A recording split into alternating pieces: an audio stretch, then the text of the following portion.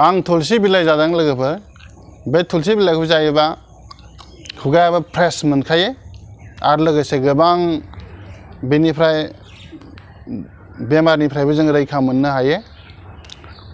नोंथांमोनहाबो जा हेलौ लोगोफोर आं दिनै नोंथांमोननि सिगाङाव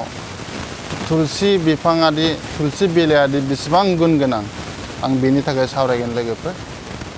बिदिब्ला नोंथांमोनखौ आंनि बड' नेचारेल इउटुब चेनेलनिफ्राय गिबियाव बरायग्रोनाय जाबाय नोंथांमोनहा जुदि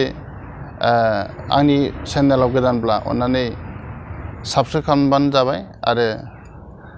लाइक होबानो जाबाय कमेन्ट होबानो जाबाय आरो दानिया फैदो गुबै आयदायाव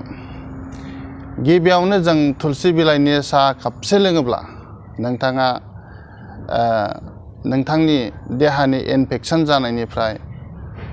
बारग'नो हागोन तुलसीनिफ्राय नोंथाङा एन्टि इनफ्लेमेटरि प्रपार्टिस आरो anti bacterial anti fungal anti viral properties मानलु मुनलु खुरु खुजालि जानाय सानाय सुनाय बायदि जेंनानिफ्राय नोंथाङा रैखा मोनगोन तुलसी बिलाइखौ जों जायोब्ला बा बाहायोब्ला जोंनि हजम सक्तिफ्राबो बारायो तुलसीया थारैनो जोंनि देहानि लिरथायखौबो खम खालामो लोगोसे देहानि टक्सिनफोरखौबो जोबस्रांहोयो देहाखौ गोग्गो खालायो तुलसीया जोंनि देहाखौ साबखांनायाव गोबाङैनो मदद खालायो आरो किडनी स्टन इउरिक एसिड जानायखौबो लासैनो जोबस्रांहोयो तुलसीया हाथाइनि प्रब्लेम आरो खुगा गाराय जानाय बेक्टेरियेलखौबो फोजोबस्राङो तुलसीनिफ्राय जों एन्टिअक्सिडेन्ट भिटामिन्स आरो मिनारेल्स मोनो आरो मानलुनाय सिरा सिरा जानाय खानाय गुनायफोराबो हामो मोखाङाव दागो जानाय सिथर जानायफोराबो तुलसीखौ बाहायबाय थायोब्ला हामो तुलसीनिफ्राय जिंक आरो भिटामिन सि इमिउनिटि मोनो तुलसीया डायबिटिस बा सुगार बेमार जानायखौबो हामनायाव जथेस्थ' मदद खालायो मानोना तुलसीनिफ्राय मोनो potassium sodium carbohydrate protein iron magnesium fibre calcium vitamin B6 vitamin B C vitamin D मोननाय जायो दानिया बेखौ माबोरै बाहायनांगौ बेखौ बाहायनाया गोरलै लोगोफोर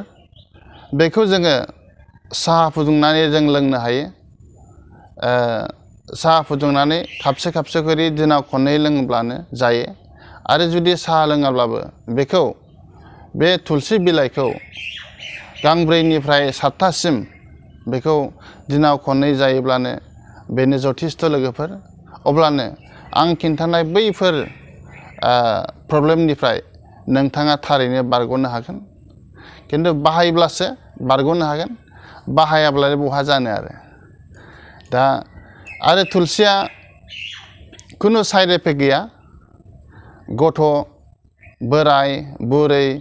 प्रेगनेन्ट गोनां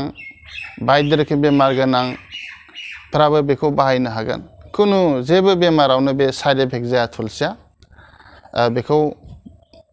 माने बाहायनो हागोन बयबो आरो तुलसीखौ जों